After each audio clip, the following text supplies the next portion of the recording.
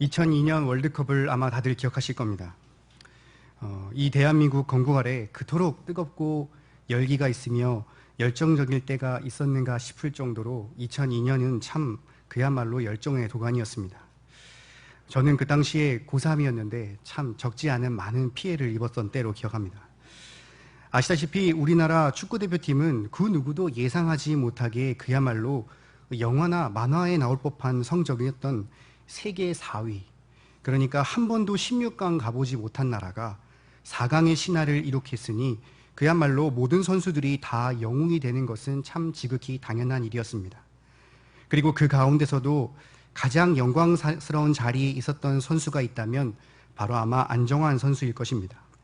사람들이 가장 기억하던 경기였던 세계 강호이자 우승 후보였던 이탈리아를 상대했던 16강전에는 정말 예기치 않게 대한민국은 초반에 페널티킥을 얻게 되고 선제골을 얻을 수 있는 기회를 얻었지만 이 안정환 선수가 그만 실축해버리고 맙니다.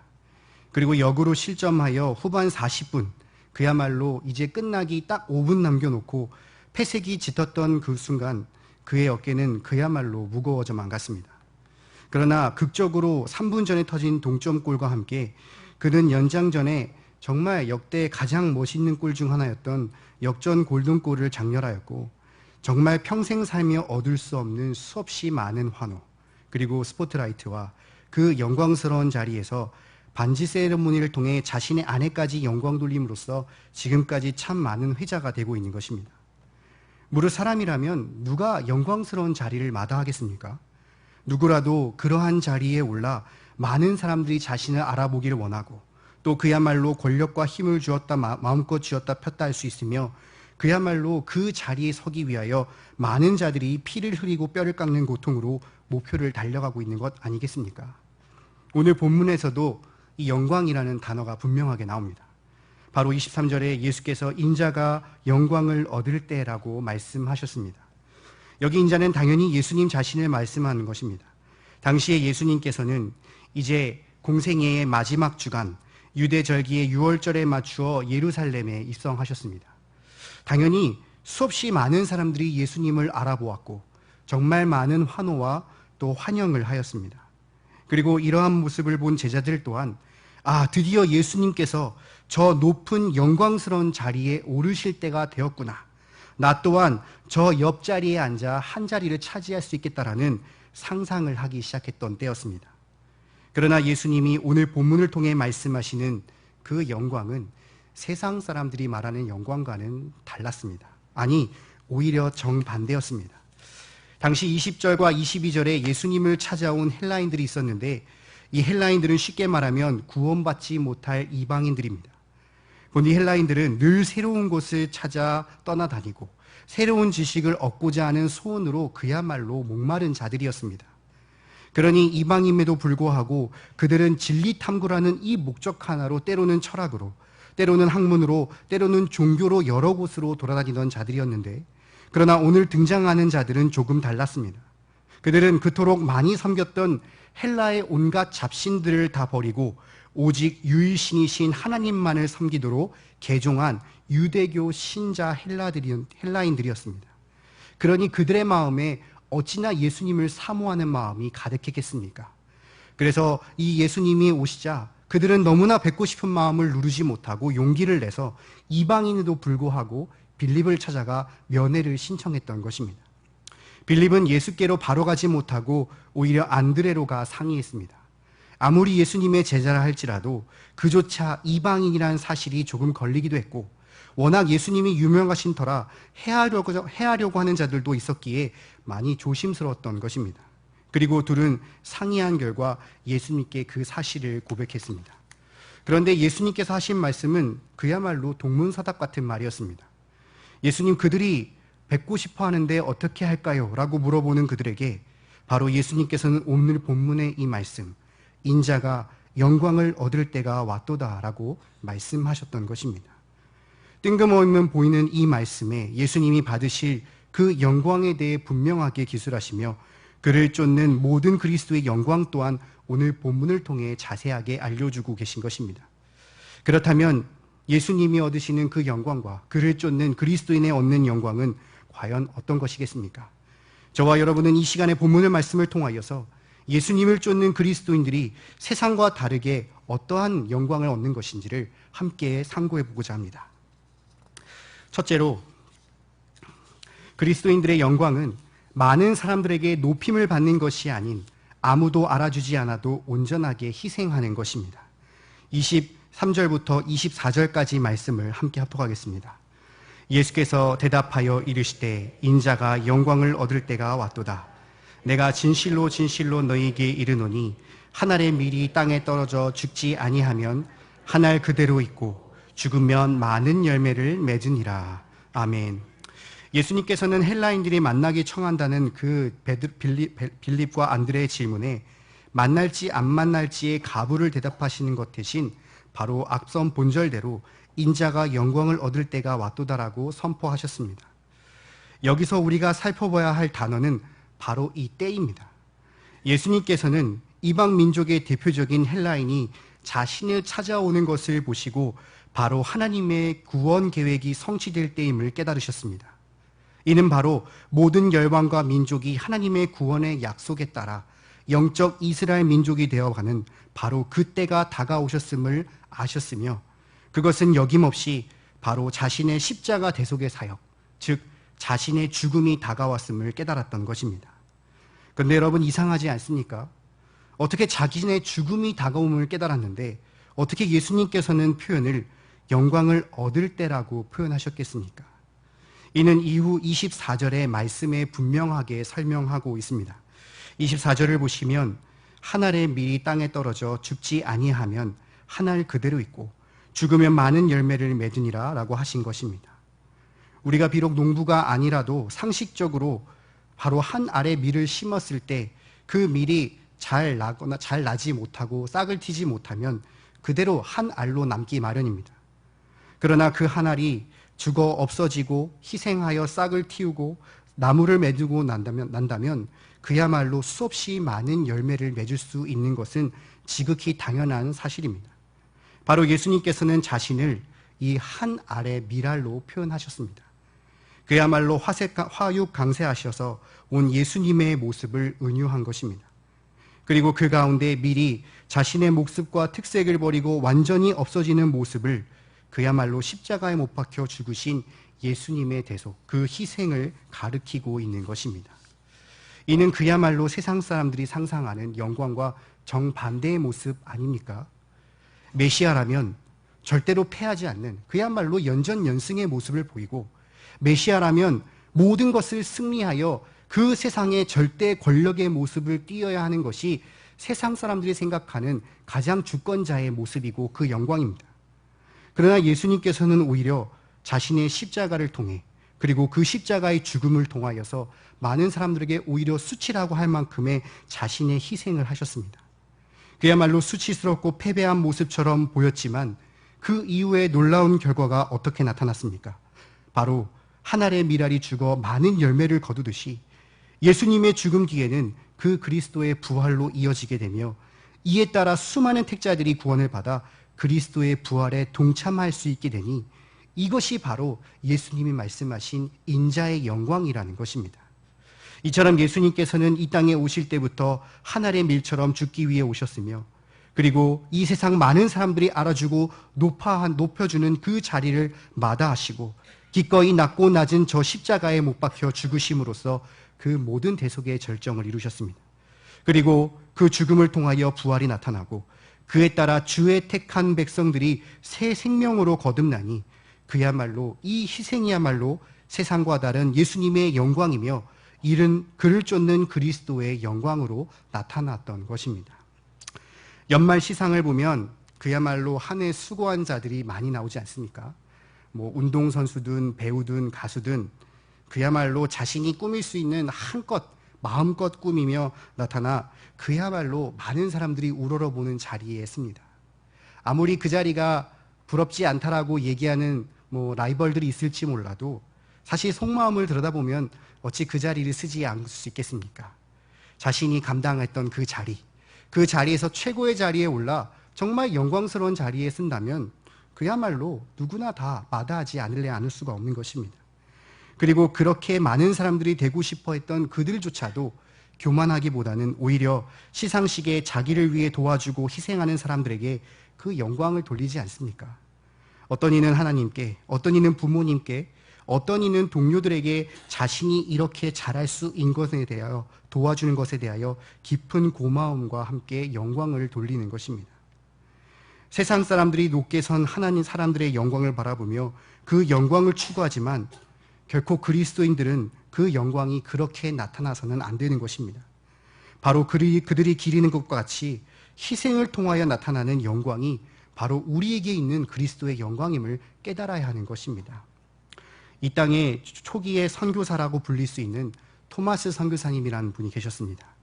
그분은 27살이라는 정말 젊은 나이에 이 미지의 땅에 단지 성경 하나 전하기 위하여서 그 대해를 건너왔습니다. 그런데 때마침 세국정책으로 인하여 외국 문물에 대하여 극히 반대하고 경계하는 무리들이 많았기 때문에 그들은 조선에 도착하자마자 그야말로 이 극심한 반항에 부딪혔습니다. 그럼에도 불구하고 그들은 끝까지 그 성경안을 전하기 위하여 담대하게 밀어붙였으며 결국 그들은 조선의 군병들에 의해 그 땅을 밟지도 전에 살해당하고 말았던 것입니다. 그야말로 복음조차 전하지 못한 비참하고 아무도 알아주지 않는 무가치해 보이는 죽음이었지만 그러나 하나님께서는 그의 죽음을 가치없이 여기지 않아야 하셨습니다. 바로 그들이 죽으면서까지 주려고 했던 그 성경책들이 군병을 통해 전해지기 시작했고 주변에 구경하던 이들이 가져가기 시작했으며 그렇게 소장하며 벽지에 바르던 성경을 보고 한 명 한 명씩 예수를 믿게 되어 이 땅에 복음이 전해지게 되었으니 그야말로 그 누가 알아주지 않는 한 알의 밀이 썩어져 이 조선에 수없이 많은 열매를 거두는 그야말로 그리스도의 영광을 토마스 선교사님은 누릴 수 있었던 것입니다. 사랑하는 성도 여러분, 예수님께서 친히 십자가에 못 박혀 죽으심으로써 구원과 함께 새 생명을 얻으신 여러분들은 과연 진심 어떤 영광을 쫓고 계십니까? 예전에 예수를 믿으면 복이 온다라는 아직도 그 단순한 생각을 버리지 못하고 계십니까? 아니면 적당하게 예수도 믿고 희생하면서도 늘 세상의 그 영광의 끝자락을 붙잡아 놓지 못하고 계십니까? 우리는 택함을 받고 구원받아 예수님의 부활에 동참하는 자로서 반드시 희생으로서 영광을 누릴 줄 알아야 하는 것입니다. 아주 간단합니다. 한 구역장이 희생하여 썩어지면 그 구역원들이 모두 다 살아나게 됩니다. 한 교사가 희생하여 썩어지면 그 반 아이들이 살아나는 것은 너무나 당연하지 않습니까? 한 성도가 태신자를 품고 그들을 위하여 정말 어렵지만 낮아지고 그들을 위하여 맞춰주고 정말 진심으로 희생하여 썩어진다면 그 모든 태신자들이 끝내 해산하여 주의 백성으로 돌아와 새 생명으로 얻게 됩니다. 바로 여러분들이 이미 친히 모범으로 보여주신 예수님의 십자가의 희생을 기억하며 똑같이 동참하심으로써 반드시 이 그리스도의 구원에 이 그리스도의 영광을 누려야 하는 것입니다. 주신 말씀과도 같이 모든 사람이 우러러보는 높임을 받는 자리가 아닌 그 누구보다도 낮아진 예수님을 본받아 똑같은 하늘의 미라로 희생함으로써 수없이 많은 귀한 열매를 거두심으로 그리스도의 영광을 영위하시는 경양의 모든 성도들 되시기를 주님의 이름으로 바랍니다. 둘째로 그리스도인의 영광은 자기 자신을 위해 사는 것이 아닌 오직 예수님을 위해 헌신하는 것입니다. 다 함께 25절부터 26절까지의 말씀을 함께 합독하겠습니다. 자기의 영광을 생각하세요.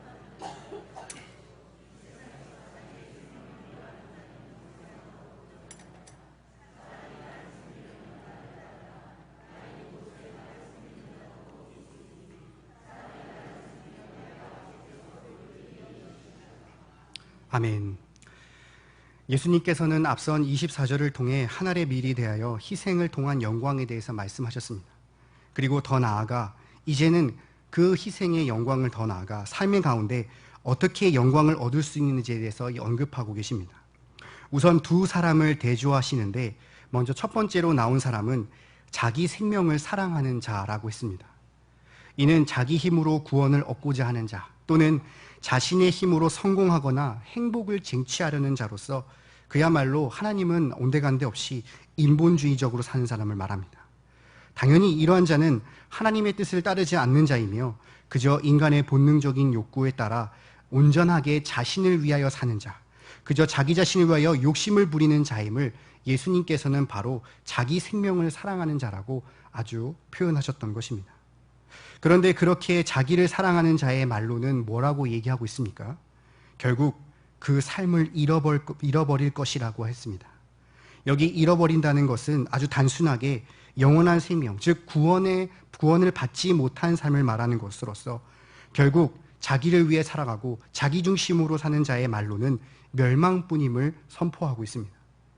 그러나 뒤에는 반대로 자기의 생명을 미워하는 자가 나오는데, 이는 말 그대로 자신에 대하여 자학하거나 방종하는 자를 말하는 것이 아니라 바로 자기를 부인하고 오직 그리스도를 사랑하는 자를 말합니다. 그리고 그런 자에게 아까와 반대로 영생하도록 보존한다라고 말씀하고 있는 것입니다. 즉 쉽게 말해 자신을 위해 살아가고 자기의 목적과 자신의 영광을 위해 살아가는 자는 결국 영원한 생명이나 구원의 반열에 이르지 못합니다. 그러나 오직 자기를 부인할 뿐만 아니라 자기 생명조차도 미워하는 자, 오직 예수님을 사랑하기 위하여 자신을 포기할 수 있는 자는 바로 이 땅에서 누릴 수 없는 천국에서의 영원한 삶을 세상과 다르게 누릴 수 있음을 예수님께서는 분명하게 말씀하고 있는 것입니다. 그리고 이는 그야말로 이 말씀을 읽는 모든 청중들에게 어떠한 삶을 살아야 하는지 너무나 단순하게 제시하고 있습니다. 사실 이러한 예수님의 역설적인 표현은 신학 부분에 참 많이 나오는데 그 중에 한 부분만 본다면 마태복음 16장 25절에 누구든지 제 목숨을 구원하고자 하면 잃을 것이요 누군지 나를 위하여 제 목숨을 잃으면 찾으리라고 말씀하셨듯이 늘 수차례 자신을 위하여 사는 자는 자신의 삶을 내려놓고 예수님의 사는 길이 곧 생명의 길임을 계속해서 언급하셨던 것입니다. 그리고 더 나아가 바로 예수님 위에 사는 방법을 아주 단순하게 표현하고 계신데 그것은 바로 예수님을 따르는 것이라 했습니다. 26절을 보시면 사람이 나를 섬기려면 나를 따르라. 나 있는 곳에는 나를 섬기는 자도 거기 있으리니 사람이 나를 섬기면 내 아버지께서도 그를 귀히 여기시리라 라고 하신 것입니다. 여기 상반절의 시제를 좀 더 원어적으로 생각해 본다면 언제든지 아무라도 계속 나를 섬기려면 나를 계속 따라와라 라는 뜻이 됩니다. 즉 그분을 위하여서 그분만을 섬기는 삶을 살아 과연 영생의 길을 얻어 영광스러운 누리는 길을 살고자 하는 자라면 바로 그분이 가시는 길은 어떤 길이든지 간에 따라가야 함을 말하는 것입니다.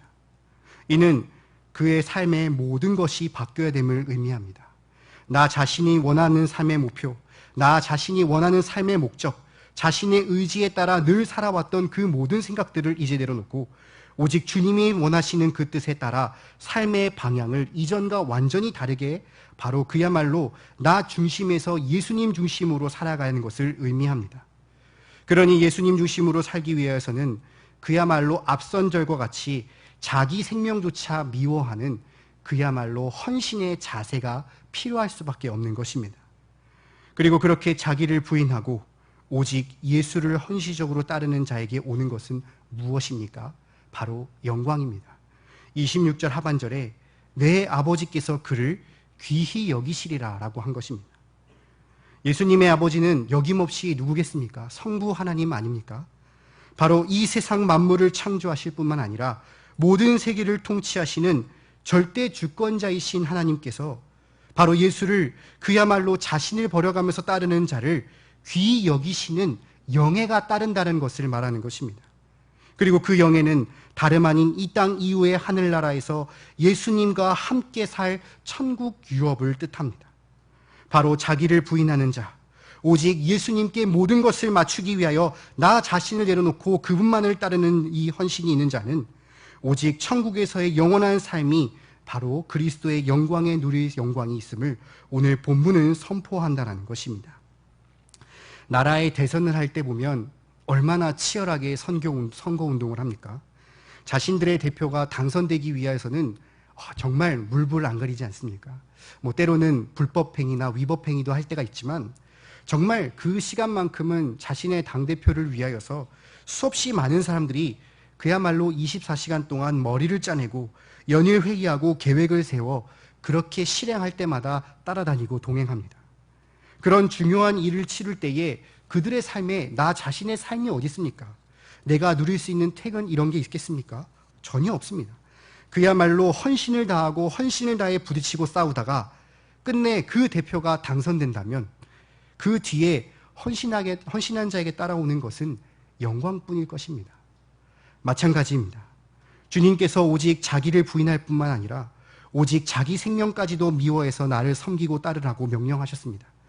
이는 단순히 예수님을 뜻하는 것뿐만 아니라 이젠 주님의 몸된 교회를 의미하는 것이며 이 교회에서 나 자신을 내세운 것이 아니라 오직 부인하고 오직 주님이 원하시는 대로 이루어지는 그 구속사 운동에 그야말로 헌신을 다해 동참하는 것을 말합니다.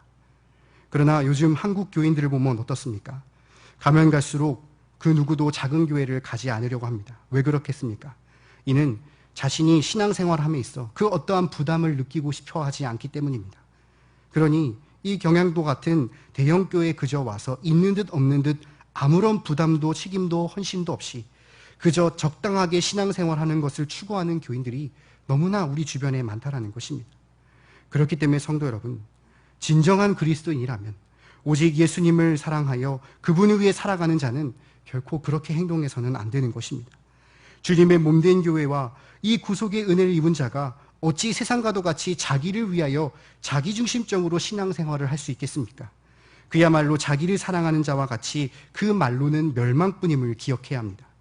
오직 내 자신의 모든 생각과 뜻과 욕심을 내려놓고 주님이 원하신 것이 무엇인지를 반드시 언제나 그 뜻을 분별할 줄 알아야 하며 우리의 모든 삶과의 목표와 방향을 그분께 맞추시기를 간절히 바라겠습니다.